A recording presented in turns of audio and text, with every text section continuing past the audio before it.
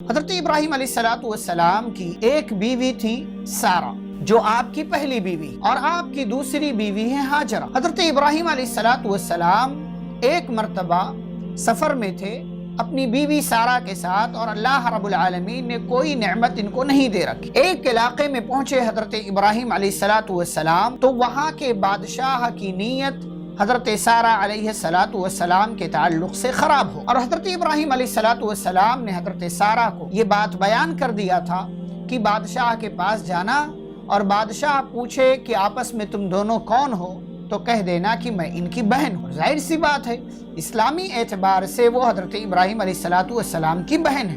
اسی لیے بادشاہ کے پاس جب وہ پہنچی تو بادشاہ نے سوال کیا، انہوں نے جواب دیا، لیکن بادشاہ کی نیت خراب تھی۔